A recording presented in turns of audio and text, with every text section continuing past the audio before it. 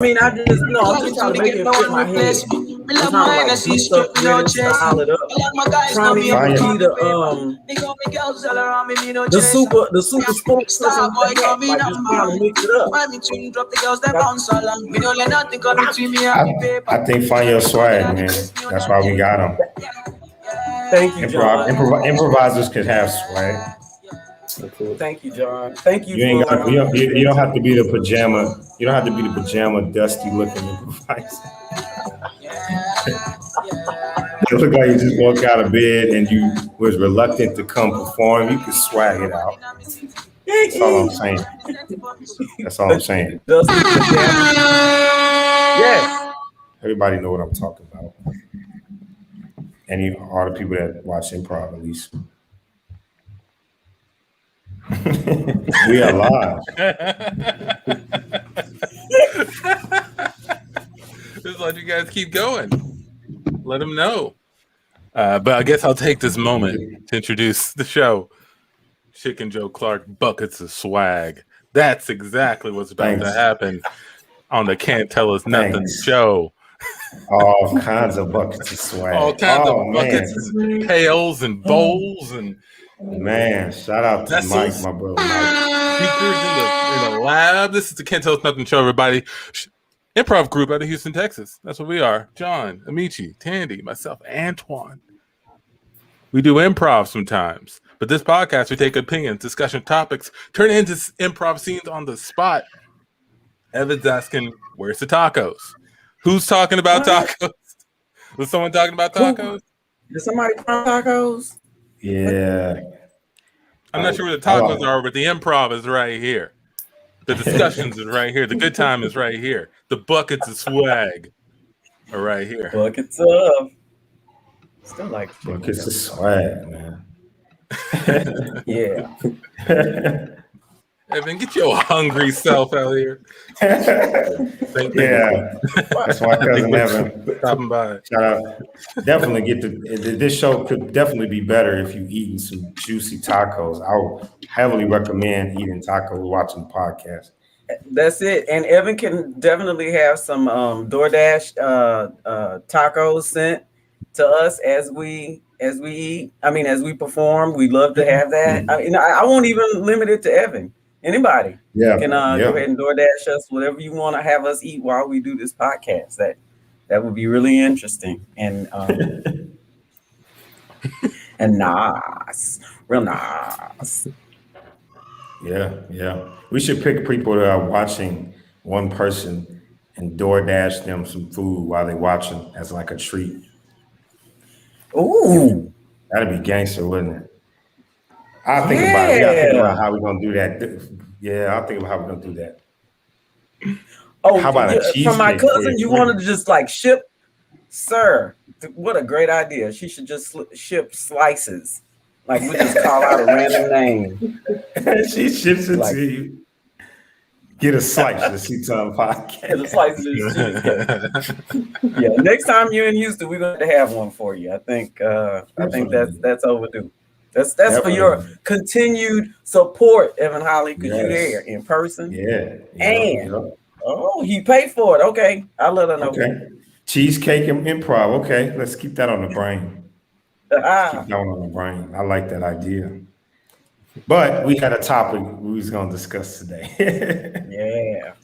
Tandi, you want to shout out with your I will. Antoine, did you want to introduce what we do? Or can I just start? No, we don't do that. I already introduced it. We're there. Go for it. All right. So I was thinking today, or the last couple of days. I want to get her name right. Is it Sha'Carri Richardson, who track star who's going to the Olympics. Just paying attention on social media, and there's been a lot of conversation back and forth about what she looks like, her nails, her hair. Man criticizing her looks and saying she's too muscular. She looks like a man. There's all of this negativity about all this flash. Like, she's got piercings, in her face. Like all of this this conversation about what she looks like and how she represents. And I was thinking, why does anybody have a problem with like a superhuman athlete looking any kind of way they want to look? Why would you say anything about the fastest or the best whatever, right? To me, right, and to me, the more outlandish and like just out of this world kind of things you do to yourself, your clothes, your hair, whatever, the more you look like whatever you want to look like that's different from the standard, the more I believe in your superstardom. I believe that I mean, if you have the whatever it takes to wear bright red hair and wear long nails and all of that stuff, when you know what you running on the track and you doing all of this and everybody doesn't look like you, but you doing all of that, like if I was betting on them, like if you go to the horse races, I'm like, it's something special about this one, right? I believe this one believes in themselves because look at all of this stuff they've done. Right. I think I guess what I'm saying is I've started to look at that as like a mark of greatness. When you can step outside of what people think is acceptable or whatever people approve of, and you say, no, I'm gonna just be me, and then I'm gonna show you how superhuman I am. Yeah. So I know Amechi also was an athlete in college, so you may could agree with me on my opinion on this, but I think part of being a good athlete, making you a good athlete to a great athlete, is two things: your work ethic and your ability to consistently improve. And the number one thing is your confidence. If you don't have confidence or belief in yourself, you're not going to be able to do the superhuman things that are in you because you don't believe that they could be what you can do. So you're not going to go for it. And I hated when I was younger, an athlete, I knew some of the OG guys were like, act like you've been there before. Show up clean cut, do your job. I'm like, this is fucking football, dude. This is where I came to get away from a job. This is fun. I'm just good at it. I want to win. I want to look good because one of my favorite athletes, prime time, Deion Sanders, had a quote, look good, play good. What does that mean? He's saying confidence. I look good. I feel like my most confident self. And if I'm my most confident self, you probably gonna get that athlete's gonna give other athlete problems because they got all these mental barriers or they got all these other people hating on them, and they can't take it because they actually agree with them. Whereas if a person like Dennis Rodman, ain't it funny, 20 years later, everybody in the world got rainbow hair. Don't matter who it is, right? But 20 years ago, what's wrong with that man? He's a disgrace to the human culture. He's this, he's that, he's this, he's that. Come on, man. You got a dude with rainbow hair snitching on everybody. And he's super successful, right? So it's two things. I believe in what she's doing. I love that, right? Be yourself, your most confident self. And I believe your most confident self is probably going to be the one that can do the things that she's doing. And for those who keep hating on those stars, I mean, anybody who got something to say about somebody else, like who is being successful at what they're pursuing, like, come on. You didn't ever hear Michael Jackson hating on other music artists. Why? Because he was the best and he was doing all his work. He was making beautiful stuff. If he did hate, he was hating on them while he was creating with them because they weren't up to par. But he wasn't ever talking shit about some usher grabbing his this and doing all of that. He didn't hate on them because that's not what you do this for. You do this to achieve, not to, hate on people. Man, that's some sucker ass shit. I'm sorry. Did you see Evan talking about he did with his eyes? Evan, you just Taco. I'm sorry. It just popped up in the feed and I couldn't. I had to say something. Yes, Evan. Dennis Rodman is friends with a dictator, but everybody knows a dictator. We got friends that dictate everybody in a circle. You know what I'm saying? Everybody knows dictators, terrorists, thugs. We all know some of them. Come on now. We live in America. We got domestic terrorists.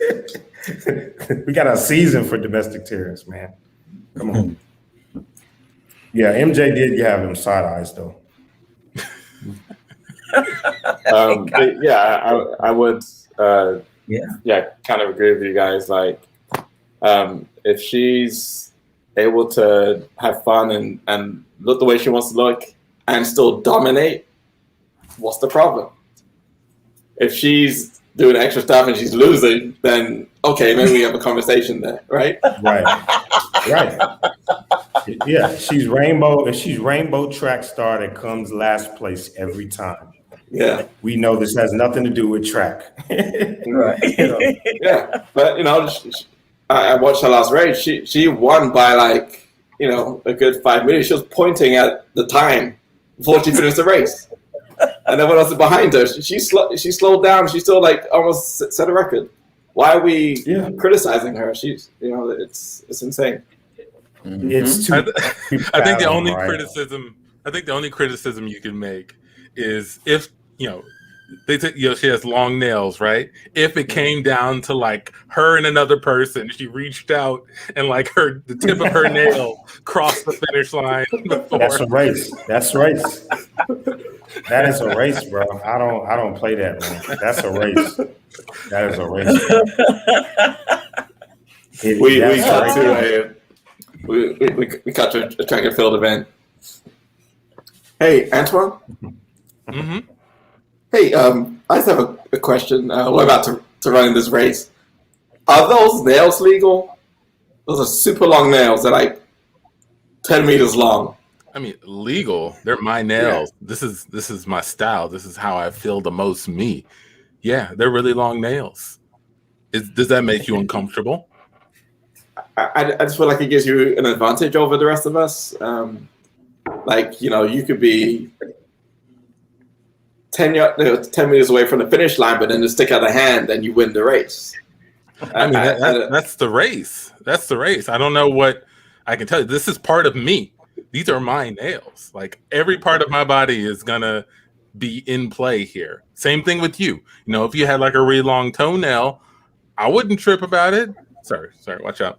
I wouldn't trip about it. I would just say, hey, that's him. So, sounds like you weren't prepared. I was. I just didn't know you could do that. I feel like I've worked so hard to become the best, the most efficient, powerful athlete I can be.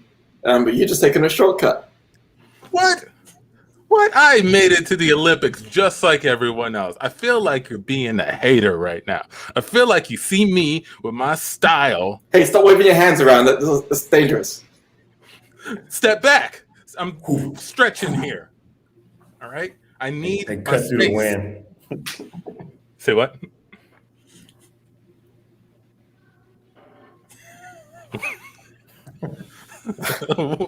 You scared that guy off. I think you scared him off. He had something to say, but you wave your hand and well, that's good. Away. I'm sick of people walking up with something to say. If it's not words of support, why are you talking to me? It sounds like you're scared. If you're worried about losing by a couple of meters, you should just run faster by a couple of meters. Hey, what's going on, y'all? How y'all getting ready for that race? Yeah. The race. Mm-hmm. It's an important race. Well, I just want y'all to know I've been growing my hair out for the last 20 years. Just got one big old lock in the back. Okay. I see you stretch your lock. You've already thrown it down across the finish line. I don't think that's fair. I don't think that counts as running a race if your hair stops across the finish line. I don't see any rules on that.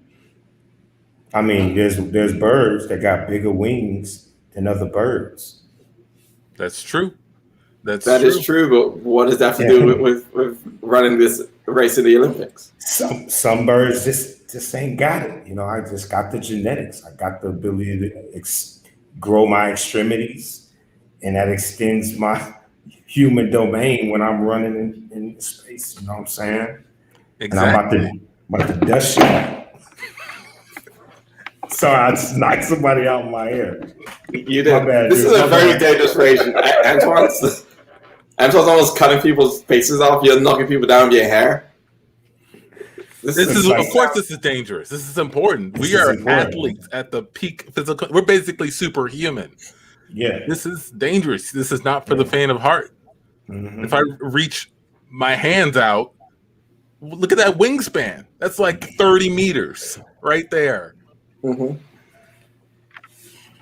And you know, it's my hair, you know. Excuse me. Hello down there. And up. Hello. I'll be racing these today. Hey. What is that?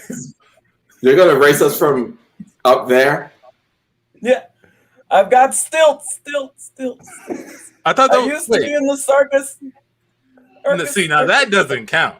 That's not a part of her body. That is not. Unless you had those stilts surgically put into. And then I had the stilts surgically.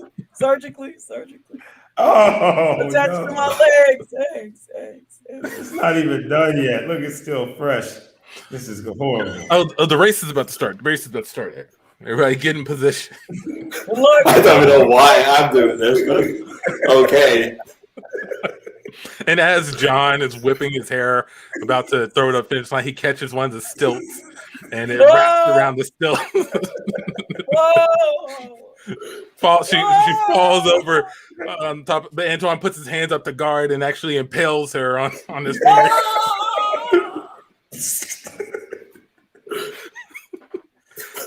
And Amechi wins.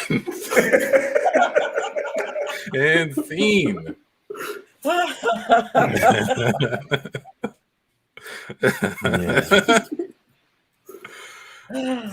Yeah, that can happen. That's how that would go. Final destination track meet. But yeah, like I said, if it's not getting in the way of her doing well or increasing the chances of her winning, then let her do what she's got to do. I encourage it. Yeah, I think I have a bigger important question. Why do people get so emotionally wrapped into the athlete? Like, I can understand a singer because a song plays with your emotions intrinsically, but an athlete running straight, at a high speed, like how could you have an emotional feeling about what they look like? That's crazy. I think it's children. I think it's all the role model appeal. Oh, my kid's gonna try to be like her. Well, that goes back to that thing, like I was saying, like governing people's identity is crazy. Like, it's almost as crazy as punishing somebody for something that they can ingest into their own body. That sounds crazy, right? But we've always had that. Like, we've had artists, some of the best personas and artists and athletes have came out of that kind of sprung more liberation for the culture in America, right? Like a Prince, like I said, an Allen Iverson, because they're like shit themselves, ever says. I do believe that, right? Like, if you are ugly, you are gonna, I guess, personally have a vendetta versus attractive people or people that get a lot of attention. It's like a mortal enemy, right? I think if you're ugly, but you don't acknowledge or accept your ugliness, then you feel the need to hate because you haven't really like settled into the ugly identity. I think you still think you aren't. How does one settle into? I was going to ask the same question. How does that? For all you ugly people out there, Tandi, can you help them out? No, I'm saying determine. I mean, because everybody has their own opinion of themselves, and despite what I would say a preponderance of the population might tell you, or in some way intimate to you that you're not the most attractive, whatever. If you still feel real confident and real whatever, then you're like, I'm not ugly, even though survey says, you are. And the survey says. That's it, so they haven't settled in. There's some people who are like, I accept I'm ugly, I'm gonna get along. everybody has their own way. Look, I'm ugly. I'm making it through the world, and I'm gonna just, be here and accept everybody and hope they accept me. Whereas the other people who haven't are like, what are they saying about me? Oh, they're wrong. Come on. Yeah, I think it's those people. And to be fair, though, we do hear a lot of public, interest in not dumbing down people's. Well, one, let me say this more clearly: social media, because there is no direct contact. People just say the meanest stuff towards people. It could be what they're thinking. It could be the hate or the negative thought you have that you really don't feel, but it's going to get rewarded if people comment on it. Whereas what we were kind of not taught, but some of the culture has been, if somebody was ugly, right, you won't go, no, you're not. Of course you're ugly, man, right? You're ugly, right? But if your friend was like, you know what, man, I'm ugly, you're kind of gonna be like, everybody thinks somebody's beautiful, right? You're gonna try to soften the blow, which is kind of the opposite of the whole thing, right? You coddle those you feel sorry for, and for those that are way out of the league doing superhuman things, you're microaggressive on your contempt for the gold shoes that Michael Johnson wore. Can you believe this? MF wore gold shoes, the nerve to be the fastest man at the Olympics, wear gold shoes. That was a talking point for Michael Johnson. Yeah, sure was. Yeah. That was a legitimate talking point, right? And that's ridiculous, right? But like I said, those two things exist in our culture. No, you're not ugly. You are so beautiful inside, right? That's terrible to say to somebody. That's terrible because they don't really know. They could be a horrible person and they're ugly, which there are people like that. It exists. I think ugly people should have ugly role models. I think someone mentioned Flavor Flav, right?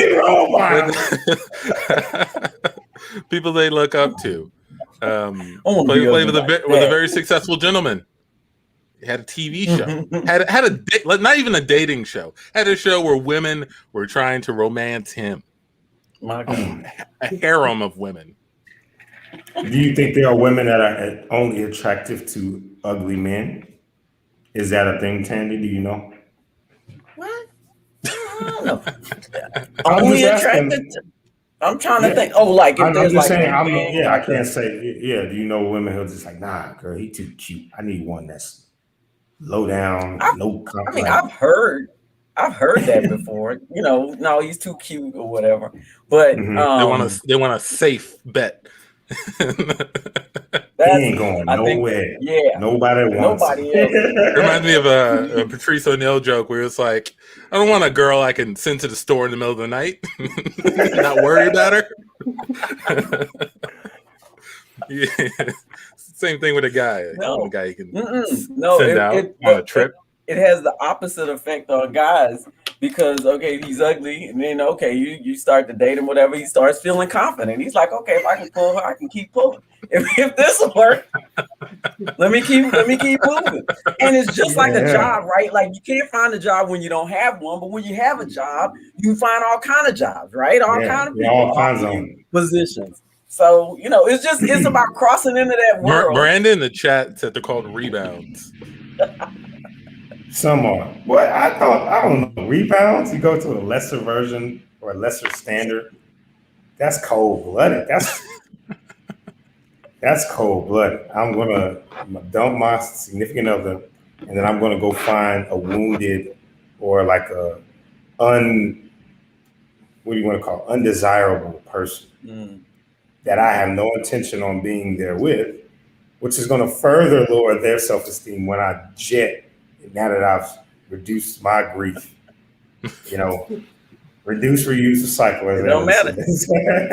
They're just getting the reps in. They're getting in the relationship reps. Y'all some savages. We getting the reps in. We cut to an office with a boss talking to his worker. Antoine? Yeah, boss. Go ahead and take a seat. Right here? Okay. Yeah. We got to discuss something.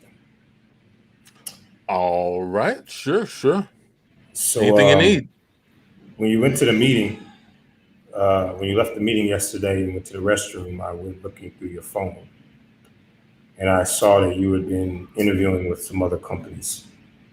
Now, that sounds like a violation of privacy, boss. It shouldn't be going through my phone, especially in the middle of a meeting. Especially, I don't give a fuck what you think it is, you cheating, dirty motherfucker. We gave you a job. You bought a car off of the money that I got for your ass. And you going to walk out of a room and just be having all kinds of extra conversations with other companies. What, our company ain't good enough for you? Oh, boss. No one said that. I don't even. I don't even know those companies. Oh, you don't even know those companies. Okay, I printed off some of the emails that I found too. It says, "Nice talking to you, Antoine. Such a pleasure to have lunch with you." Well, when the fuck do you have time for lunch? I don't give no lunches in this motherfucker. When I get some space. When I get some goddamn space in this office. You're always breathing down my neck. I get a little bit of freedom, and then you go and look through my phone. This is why I've been kind of browsing, not making any commitments. Why don't you answer that? Matter of fact, put it on speakerphone while you know what? Maybe I will. I'm not ashamed of anything. Go ahead. Hey, Antoine? Yeah, it's Antoine here. Hey, it's IBM. How you doing? Oh, yeah, it's a motherfucker. How you doing? I'm doing great. You're not doing great. No, you're on speaker right now with me and my boss. So just you put me on. Yeah, I'm on here. Go ahead and say what you were gonna say. Why you trying to recruit my work? Are you trying to get me killed? Come on, man, don't play this game. Look, call me back when you by yourself. Don't do this. Click. Sounds like you got played. See, I didn't get played. With the wrong company. You did. They didn't seem as interested. So what is this? Are you saying you want me now? Because I didn't feel like that a few weeks ago. It didn't feel like that during the performance review. You can leave. Take your mouse and get the hell out. Well, maybe I will. And don't come calling me, when you go on to your next employee and he isn't as good as I am, because we had a good thing here and you lost sight. As long as we cut to Antoine at a business lunch. Antoine, you're so funny. That's a great one. Yeah, 23%. Yeah, who knew? Yeah. Anyway, I kind of want to ask you a question. We've been doing this for a while now, and these business lunches. Yeah. So, what are we? What do you see us as? What are we right now? Colleagues is what I was currently seeing us as. I don't know why we need to put a label on it past that. I really enjoy these lunches.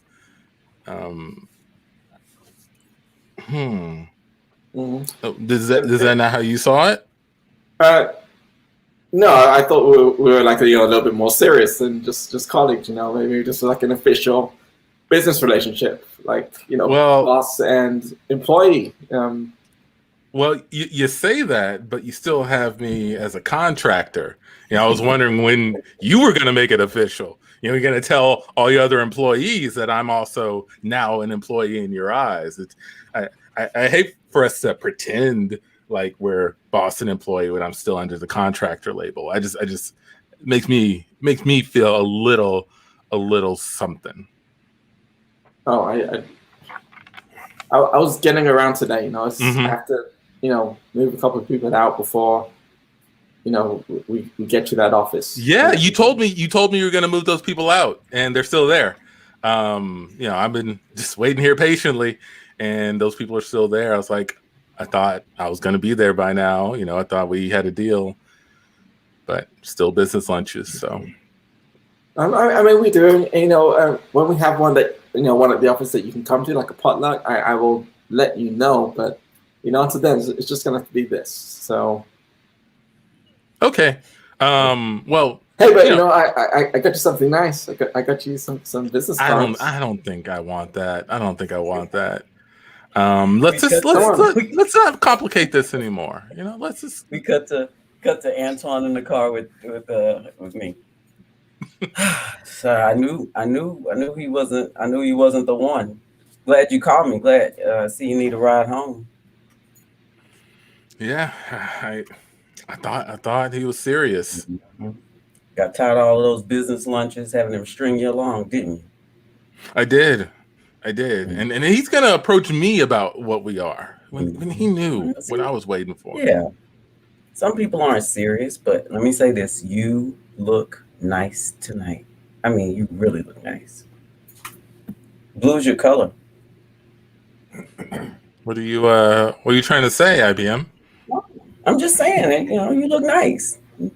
Clean up really well. IBM? Do you have to go straight? You have to go straight home? IBM, I have a non-compete clause in my my severance. Listen. We can't do this. You don't have to do anything. I'm just going to take you to the office, take you to the cubicle, let you look around at the cubicle. Just, it's a violation of our contract. Just see if the chair fits you. That's all I'm saying. We got nice leather, executive, ergonomic, nice keyboards, expense accounts. I mean, whatever you need. It doesn't have to. It doesn't even have to be work related. We've got a little slush fund for that. And scene. I gotta go to IBM. Sound like sugar daddies over there. Slush fund. Oh my god.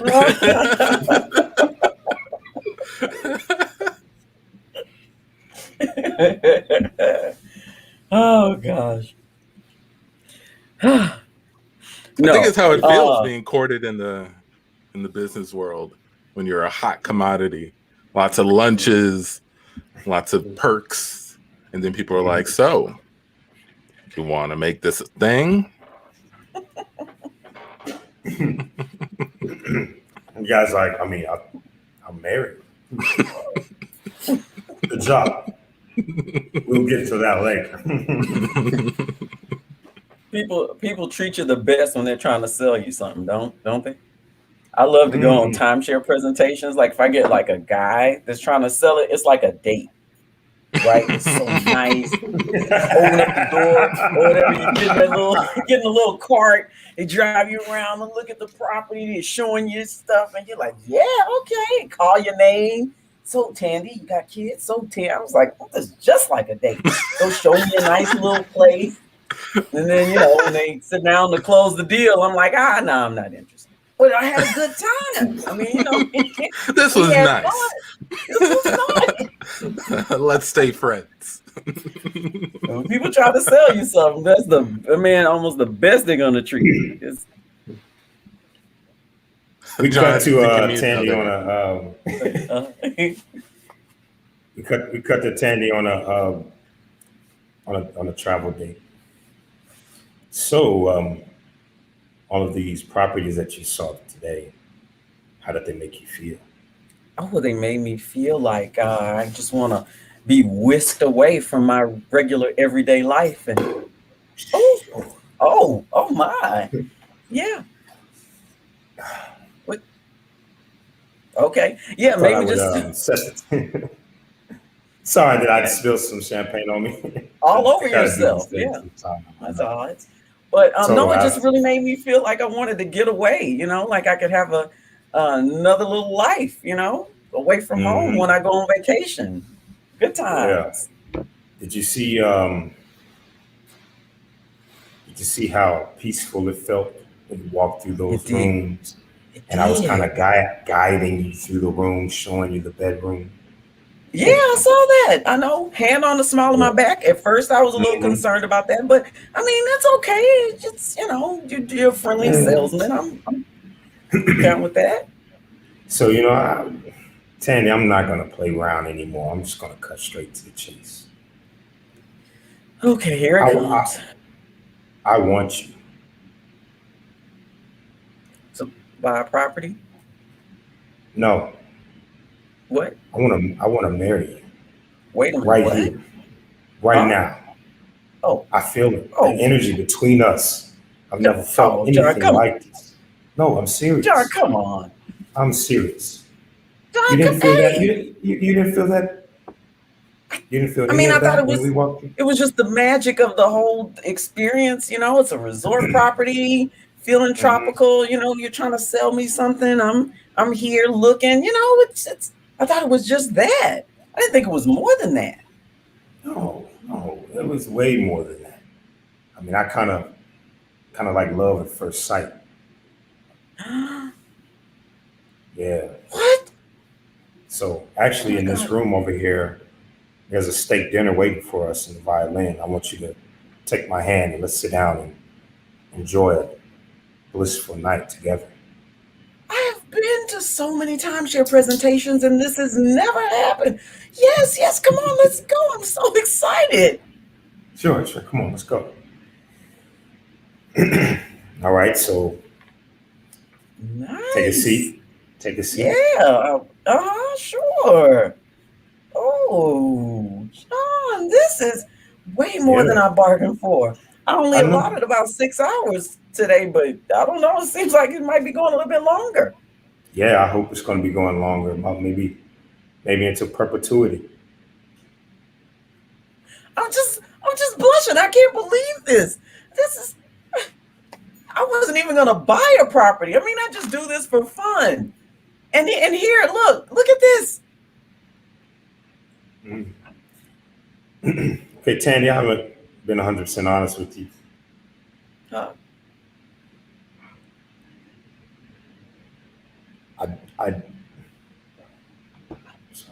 Sorry about that. I got a text message. These guys are going to talk to you about something. And after they share with you what they want to talk to you about, I still want to marry you.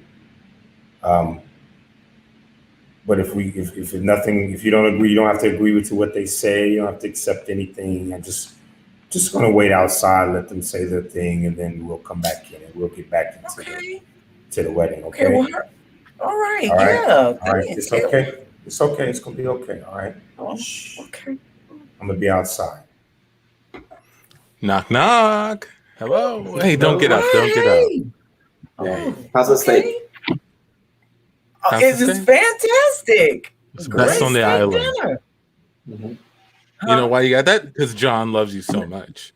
So we're just gonna, talk to you a little bit about something, and then the wedding is right on the other side of this door, and get you on to the rest of your life.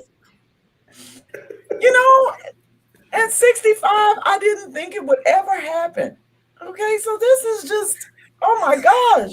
You don't look a day over 57. No. Let me tell you that right now. Thank you so much.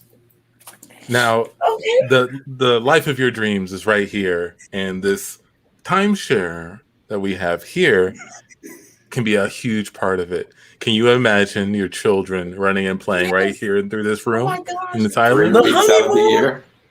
3 weeks out of the year? Yes. Oh gosh, I can see it. I'm gonna slide this paper over to you. Now, don't get any steak juice on it. Make sure you savor that juice. But go ahead and take a look at those numbers and give it a quick sign. You don't even worry about the details too much. John has reviewed it himself, so you know that you can trust him. Your betrothed. I have to if I'm gonna marry him. Of course. Yeah, here we go. All right, signed. There you go. Beautiful. Oh, you also look beautiful. Amechi, do you have that wedding dress? Yeah, I do. It's just there in this case. There we go. Oh my gosh. This is so unexpected. Do I have time to call my kids? You have as much time as you need, but don't take too much. Okay. All right, I won't. The magic will fade away. Oh gosh. Oh, this is. I mean, gosh, this the time. We're gonna leave to let you get changed. We're gonna leave to let you get changed. Okay, thanks. Once you're done, just head on through that door over there. Okay. All right. Thanks.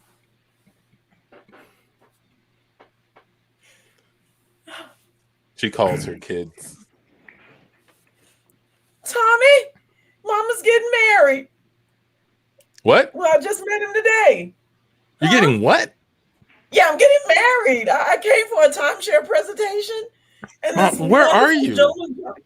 I'm in the Poconos. Remember, I went here. I came here for vacation, and they told me that if I did the timeshare presentation, I'd get a free massage and a dinner cruise. And so I went to the timeshare presentation. But this man, John, he fell in love with me. It was love at first sight. Mom, did you buy a timeshare? Yes. No. Yes, well, I mean, I could see us all there. I mean, just think of the summers and all the activities we can have with me and my new husband. You guys can meet him. She looks outside and sees John doing the same game to some other woman. Wait a minute, hold on. Why is he? Mom, he fell for Timeshare Magic. What? No. Mm-hmm. Why is he? He's kissing her hand. I'm looking at. Oh my God. I read about this online. They're doing it now. Did they tell you there was going to be a wedding? Yes. Was there on the other side of that door some sort of door? Yeah. Mom, look through the door. Is there a wedding there? Have you looked? No, I called you first. Hold on, let me open the door and look. What do you see? It's a kitchen. People cleaning up food and stuff. It looks like a kitchen. People are just cleaning up. There's no wedding in here. There's nothing set up. I'm in this wedding dress. What's going on? You on the timeshare now. And scene. That is so unethical.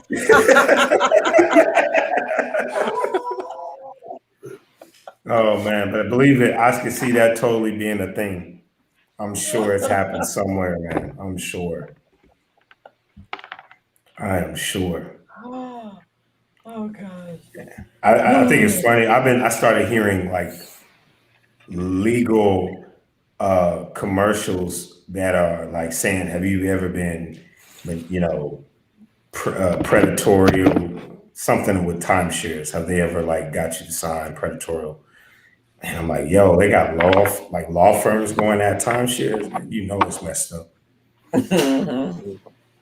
But they get you when you're so vulnerable. I mean, the ones that get you when you're on vacation, because you're already having a good time and you're not really thinking clearly. You're already spending money. And so, they just, they prey on that. But not old Tandi. I know when to say no. I ain't got shit. I ain't got no money. Ain't got nothing. But I'll do the song and dance to get the free stuff. Me too. Yeah, but they know what they're doing. When I got the time, if I don't have the energy or time, I'm not gonna fuck with it. But if I do, I will make it. I will do the acting with you. Oh my God! Right. I would do so much in this room. You don't even understand. So, do you want to buy? No, I'm cool with the massage. Thanks, though. Yeah. Walk straight out. Don't even just walk out. No, I'm cool. Thank you. Thank you. I think the last time I sat through one of those, they told us it was going to be like 4 hours. It turned into like 7 or 8. I think I'll time the next one. 4 hours? All right. Let's go. They take you off the resort through some woods on a boat, and they're like, "Okay, hey, you can't leave. The next boat doesn't come for 7 hours." The meeting will be over. Yeah, I hate that, man. I hate that. I hate when sellers put you in a position to have to be a jerk to get them to back off. I hate that. I hate that. Mm-hmm. Yeah. There should be some gentleman's agreement. After a certain number of no's, it's over. But to just like keep going for real, you're not gonna get nothing out of me. Now we about to fight. We've left Politeville, and now it's like we're about to come to blows. I told you four times. If I get to the fifth, it's gonna be a problem. It's gonna be a fucking problem. Well, while you're at it, just cool off. Go have a drink at the bar. Okay, I'll leave you alone. You go have a drink at the bar, you get drunk, and then they come right back. You know, I've had some guys like try to insult you, like if you like not going in with them. Like the T-Mobile guys be like, "Hey man, what kind of service you use?" "I don't want T-Mobile." "Well, your shit probably whack anyway." Like now I'm really not gonna come back. It ain't like I'm gonna turn around like, you know what it is. Can I get a phone, sir? Good sir, let me get a phone. Hell no, you don't do that. You know? Oh gosh. I hate that. Why are you playing with me right now? Why are you playing with me? Yeah. But I was thinking about that, piggybacking on that the Kevin Samuels show that we did, and you know, the fact that he was a salesman. I was listening to some commercials or watching something, and I was like, in order to sell me something, you got to convince me that there's something wrong, right, with what I'm doing. You either got to convince me that something is better than what I have, or there's something wrong and I need to fix it. So it comes already at you from this vantage point of like breaking you down or having you question what you're doing, so that they can then say, oh, well, this thing, you know, can improve your life or is a better experience. So yeah, sales is just, it's a terrible mind game. it's a terrible mind game. It's playing on us constantly. Are you tired of tying your shoes? Of course. I guess when I think about it, yeah, I guess so. Have you ever pulled your back bending over for tying your shoes? You should get rid of it. The commercial that came to mind that I just really, the commercial that I paid attention to was, I think it was Dove antiperspirant. And it talked about like, I think one of the opening line was like, imagine like how much freer you would be or what you would do if your underarms look better, right? If like I'm never thinking about what my underarms look like anywhere, basically at any time. So now you told me I should be paying attention to that. There's a way it's supposed to change. There's a standard for what my underarms should look like, and you can help me achieve that. Mm-hmm. That was the craziest thing. Once you get thinking about what deodorant, you can play tennis now. Yep. You can play tennis before. Yep, and don't mistake the whole beauty industry. Yeah. You're not happy with your face. Try Revlon. Your eyelashes suck right now. Go buy ours. Your lipstick, lips, they suck. They're ugly. Put this on. Spend all this money and do this. You'll make yourself feel great, right? Like the beauty industry is designed to play off your fear of being ugly. Yeah. So, and that's like one of the ultimate problems. Going back to our thing, right? Is there's a multi-billion-dollar industry of people selling stuff to the fear and anxiety of being undesirable. And the undesirable pain is so deep, right? Loneliness. Like there's a reason why he got blew up during the COVID-19, and he talks about it because a lot of people were by themselves in their home dealing with their own stuff or dealing with a person that they weren't around. And once you're in your home and you're by yourself and you're lonely, that creep of undesirability starts to grow bigger and bigger, which is what leads you to that big old, weird channel. So, that makes sense. I guess what you're saying. Yeah. Why can't you just sell me something? Yeah, but I'd appreciate, you selling me something, just like try it. Why not? Why is that not the tagline? Well, what else? Because that's the luxury, right? That's the luxury, right? So the luxury angle doesn't it's kind of in the opposite, right? Like how do you market a Lamborghini? You don't. You just see it and you go, wouldn't it be nice to have one of those? It sure would be nice, And then, so they don't have to market to you. You don't have to beg somebody to give you money for a Lamborghini. They come in there to buy that Lamborghini. If they Exactly. Never seen a Lamborghini commercial. Never. Not a. Never. What would it be, right? If anything, Right. it should just be a Lamborghini with a bunch of naked-esque people just sitting in it, and the camera just panning over abs, legs, or whatever. Or it doesn't even have to be that. It could be quote unquote undesirables in the Lamborghini, panning like a music video, and people still look at the Lamborghini like, God, them dudes look like top 10 percenters. You see all these ugly people in this Lamborghini? You don't, because there's a Lamborghini in the It's picture. a Lamborghini. Lamborghini, let us do the commercial. I swear we sell you some Lamborghini. No one is ugly driving a Lamborghini. Nobody is ugly.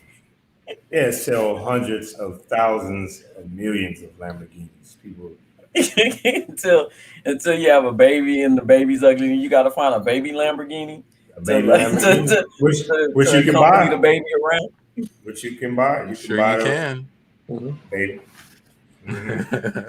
Baby Lambo. It's crazy. It's crazy. Nobody's ugly. But in a I think but kind of bringing it off full circle. I wholeheartedly believe like confidence is such a thing. If anybody should say anything, like you said, Tandi, they should admire someone's confidence to go out in the midst of potential ridicule and perform at a higher level than expectation, or higher level than anybody who's ever done it ever in history recorded. And to me, that's, being a fellow human being, watching another person achieve something like that. I don't feel any animosity to them being free of who they want to be and achieving their goals. There's plenty of people who do what everybody tell them who ain't doing shit. So it ain't like it's your way is better, Twitter man who don't like nails. Who gives a fuck what you think? I know, right? If you had a girl, you wouldn't be worrying about some other person's nails, right? You'd be focusing on what they trying to make you do. But that's my thoughts. Yeah. Now, my thoughts are if you are that outside of the norm and how you dress and whatever, to me, that's a sign. That's usually a sign of greatness. When you're doing something and you're winning and you're doing that, I'm like, you the one, because you don't care what people think about you. You're willing to express yourself the way you absolutely want to with no regard for other people. And, you must have something to back that up. And I believe in you. I believe in you. You got something to back that up. Are haters the mark of greatness? Does every great person need? Will every great person be hated? I think eventually. I think if you are great for longer than, let's say, a 5-year period, if you go on a 5-year tear, eventually you will become somebody that people don't like. People resent continuous success. Mm-hmm. In my shout out to Juvie. I think so, man. But I think haters is a part of the game. If you are winning, then losers are trying to take you down. If you are losing, nobody. What? I'm sorry. I'm so sorry. I just jumped on that. Did you see that TPain? I saw this also on social media. TPain talked about the moment his depression began when Usher woke him up from his sleep on the plane, called him to the back, and told him that he really messed it up for real singers out there. That sounds like hate, Usher. Straight up. And poor TPain questioning himself. Did I really mess it up? No, that's hate. That's what they wanted you to do. He wanted you to be insecure because he was insecure. Mm-hmm. You know what I'm saying? Usher was insecure. Mm-hmm. You can't make songs, so you want to hate on another man who changed or evolved a new form of music. Mm-hmm. Come on now. Terrible. Yeah. That's no different than them trying to, Allen Iverson, them changing the defense rules and regulations to stop one player because there's nobody that they feel like can stop them that looks like them, right? That is the extreme hate. hate at its highest level when hate becomes law. And that's why you should watch out for your haters, because they might make a law against you. Go look up Jack Johnson. Mm-hmm. You know, we cut to Amechi talking to his coach. And after you won that last race, man, you know, we had a real good year, you know, a wonderful victory behind you, man. But yeah, I mean, my best competition was all dead, so, you know, I know. Clear around the rest of the year. Yeah, you would think that would be it, but their coaches all band together, man, and they got the track commission to enact some new rules, man. You can't run if you don't have nails that are 10 meters long. Yeah, and you can't race unless your hair is, you know, at least one lock of the hair has got to be at least 10 meters or a little bit longer. Oh, and man. yeah, and if you want to fairly compete, you have to have some prosthetic stilts. You got to have them implanted into your legs, man. I gotta get the prosthetic stilt surgery. You got to get prosthetic stilt surgery. You got to start growing your nails, man, and you got to let your hair grow. I can't do all those things. That's I just want a Lamborghini. I can't get into it now. We cut to Amechi on one of those talk shows. So Amechi, it sounds like you've been fighting regulation for quite some time now. I see you still not modified at all. Your nails are a pedestrian length. Why won't you conform to the new rules and regulations? Are you scared? Look, I just want to be me. I just want to be clean cut, like, you know, regular leg length me, like, who's not trying to be everybody else. You know, I've always been the kind of person who's taking risks and just looking normal and not being out there and crazy. So I hear what you're saying, but there's a lot of people on Twitter saying the only reason you won is because you did not have those modifications to your body. If you were modified in any way or grew out your nails or your hair or your toenails or anything, maybe it would have been a fairer race. A lot of people are saying that the race is now invalid. They want to take back your trophy. What do you have to say to them? No, I mean, I won that race fair and square. You know, it's not my fault that everybody else died before the gun went off, and I just ran the race. Why is that my fault? Oh, you seem really defensive. Are you feeling guilty at all? Is that what's showing up here? That I was the only survivor of that race. Yeah, maybe a little bit guilty. But also, I did nothing wrong. I don't have to change things and modify my body to be to stand out and win races. I can just win races the way I look. It sounds like we have a caller calling in. Let's go to line 1. Hello, caller. Hey, Amechi? Is Amechi there? Yeah. Amechi? Yeah. Oh, hey, yeah. This is BBC News. It's you remember me? It's Beverly. Oh, hey, that interview, the television interview with. Are you? Is this a bad time? Are you in the middle of something? It's a bad time. It's a bad time. He's actually with me right now. What? Amechi, headline why'd you news. give me this number? I could have called you on your cell. Call me back when it's over. Call me back, okay? All right. Oh, okay. Amechi, are you scheduling other interviews on the same day we had our interview scheduled?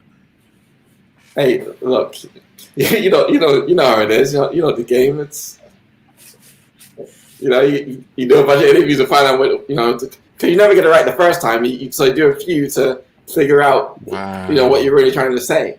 Wow! After you agreed to have our staff wash your car, after you agreed to have that nice steak dinner in your dressing room, you're gonna schedule other interviews. No, I never said this was an exclusive or anything. I did. I said this was an exclusive. This was in the contract. The exclusive interview. Well, look, I'm sorry about your old-fashioned ways. Okay, this is the 21st century. People don't want to be tied down to one one interview anymore. We want to do as many interviews as we can. Well, there's nothing wrong with that. Well, I'll tell you what, I'm gonna go cool off. Some guys are gonna come in here and talk to you about something else for a little bit, and just listen to what they have to say, and I'll be back. Okay.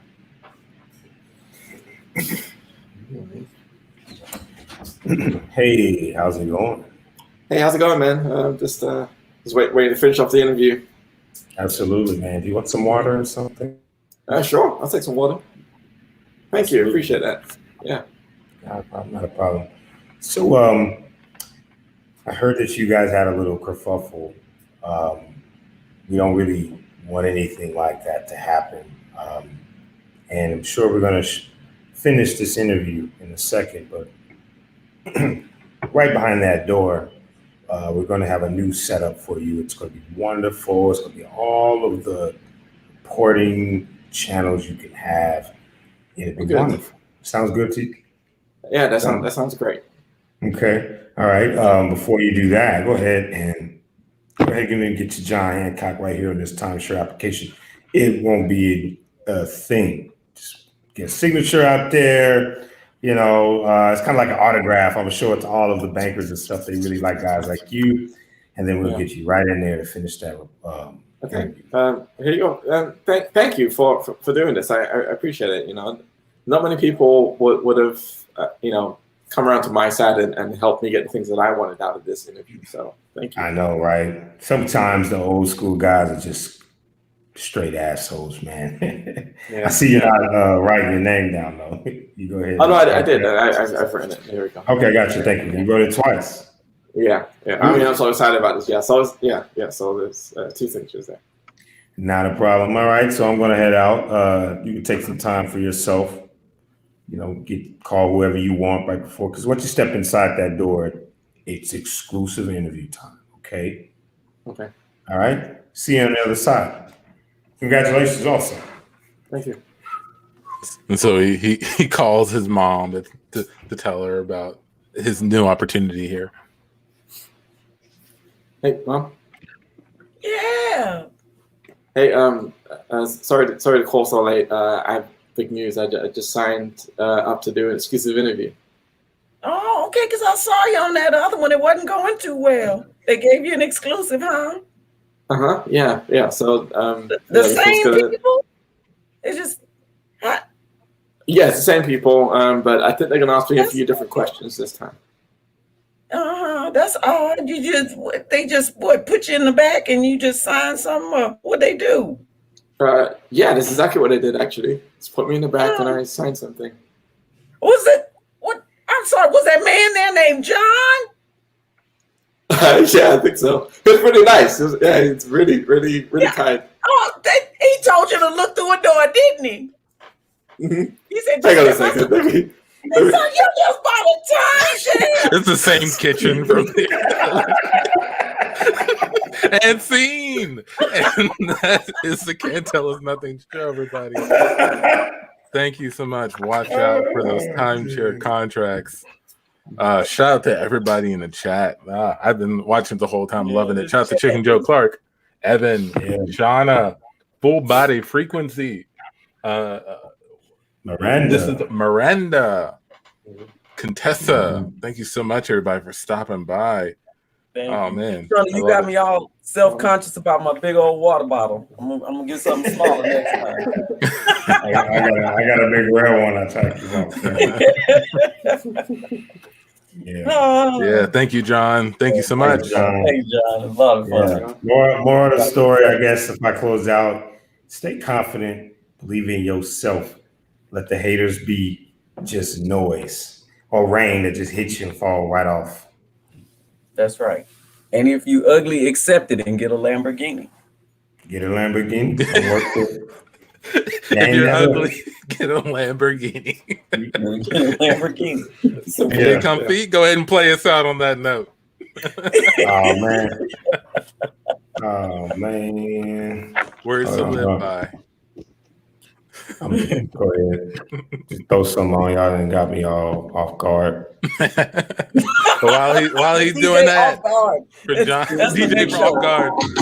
Off guard DJs. Only we see baby be your daddy.